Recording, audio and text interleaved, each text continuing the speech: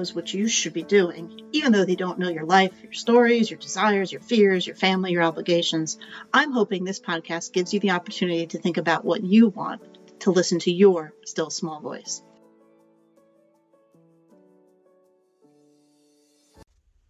Welcome back. My name is Jennifer, and thank you for joining me for this season of listening to the Still Small Voice. This is my last episode for this season and this year because it is, as I'm recording it, the weekend of the Thanksgiving holiday in the United States. So it is the very, very beginnings of the holiday season and also what is the darkest nights and kind of, for at least in Earth's terms, the darkest days as well, at least for the Northern Hemisphere. Now, the enjoyment part for me of this holiday season is seeing all of the lights, though I do find as I get older, sometimes the extravaganza part of it is not as delightful as, say, just a single solitary candle in a window. So I'm finding that as time goes by and I do gain wisdom, which is what I say instead of age, my tastes have changed. So this episode, Darkest Nights, Darkest Times, we are entering the shortest days of the year for the Northern Hemisphere. And I know that in theory, winter solstice, the light comes back. But at least for where I am in the Northern Hemisphere, it feels like winter doesn't really let go. And it is dark for most of January and February. So now, getting ready for these darker times in this holiday season, sometimes I'm not sure which causes the most stress for me, the darkness or the holidays. It's about hunkering down and just figuring out kind of what I need to make it through the next 3 months as intact as I possibly can, with a month of holidays, which do jangle me. So that's what this episode's all about. What to do or how to do or what to try out, and just think about what you really need to get through the holidays, to get through January and February, particularly if you are in those darker, colder months, depending on where you live. So for me, I've talked about cutting back as much as I possibly can. That does seem to help. But at the same time, I know that I have to be very, very careful that I don't cut back too much. It can be delightful if you do it right and if you're wired that way, to just kind of totally become a hermit and recluse for the winter season. I know of people who do that and it serves them very well. But even in my most antisocial, introverted tendencies, I know that I do need interaction, and I do need to get out of the house as much as I might want to stay inside, particularly on a day like today where surprisingly it was 24 degrees Fahrenheit this morning and has gone up to a balmy 38 degrees Fahrenheit, which is not necessarily the normal weather for where I am this time of year. It gets cold, but usually not that cold. So getting ready to maybe enter a little colder of a season than I've anticipated. And I'm also hearing about snow, which is not something I've expected. So for me, it's about what is my guiding light for these next 3 months? What am I going to be focusing on? And I would suggest not to make it too complicated, and almost kind of bare bones, going back to like basics. During the holiday season, lots of things can get left off the list, usually yourself, health and exercise and just doing the things that you like to do.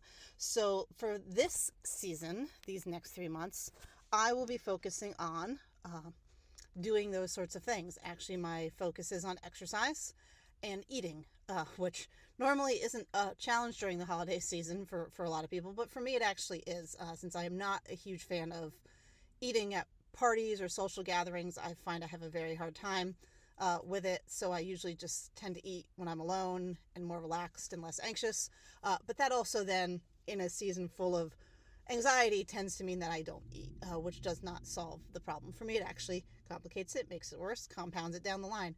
So for me, it is really, this season, it is focusing on movement, getting outside, even if it is 38 degrees. That's what I'm doing right now, getting outside, even though it is really, really cold and I was not ready for this weather. And by going outside, I mean like stepping on your porch and then going back in. I'm not like going out for a 2-mile walk or anything, or like running errands outside. Like that, to me, counts as being outside. So being outside, food, I've managed to kind of give myself some quote-unquote meals that I have on hand that I kind of have to eat at regular intervals. I've told myself I have to eat 3 quote unquote meals a day. Again, things that maybe seem normal and basic in the summer might not be so normal and basic in the winter. And I'm just accepting that's something I have to focus on, and movement. If I can be outside, wonderful. So some of the warmer days, I will try to be outside. But if not, I still have to move.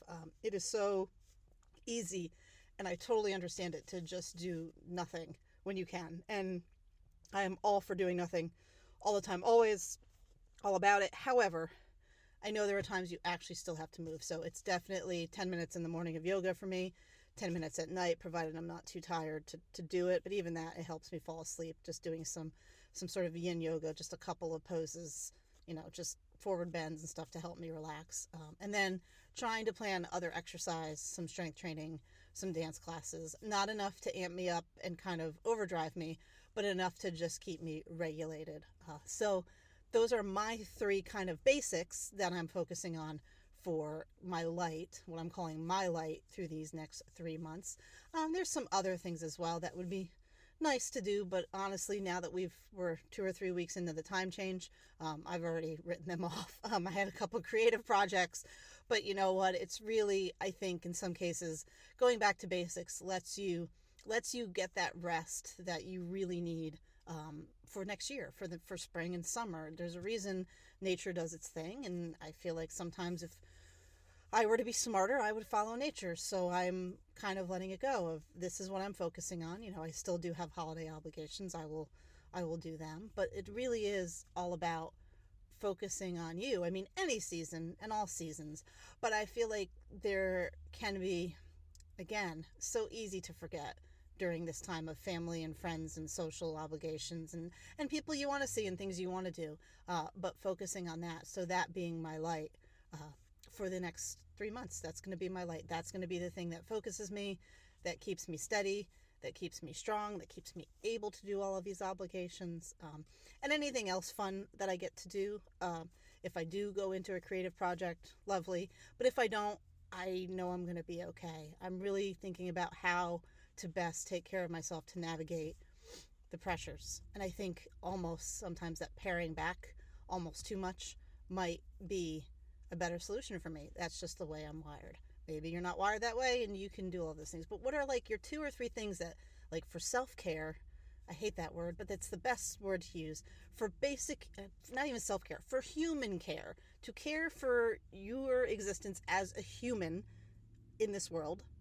So basics, shelter, food, clothing, like what movement, like what are the things, what are the basic things that you could maybe focus on this season that just might help you get through it? Maybe you're not okay with the dark days and the cold, maybe it's the social things like me, maybe it's all of the above, or maybe just something to kind of think about to keep you from maybe overindulging or underindulging, or just, going to too much extreme. It's such an extreme time of year, so trying to find that way to balance it back for yourself to help you be a steady person during this time. Oh, I want to again thank you for joining me this season. I will probably be back in the spring after hibernation. It seems like I have a cycle as well that I want to do these creative things. It seems to be fall and spring. So I will plan on being back next spring in 2026. That is mind-boggling that we're already there in 2026 almost, and that I'm on season 7. But again, thank you so much for listening and spending this time with me, and I'm wishing you a wonderful, beautiful, happy, hibernating winter, December, January, February season. Thanks so much. Thank you for joining me today. If you enjoyed this episode, I'm so glad. And if you didn't, well, that's fine too. Thanks for giving it a try. You can do all the things if you so desire. You can subscribe, rate, review, follow, emoji, whatever it is you feel called to do. Please do what you feel called to do. If you take nothing else from this podcast, please take that. I do appreciate any feedback that you may have. You can reach out to me at my email address found in the show notes. Thank you so much.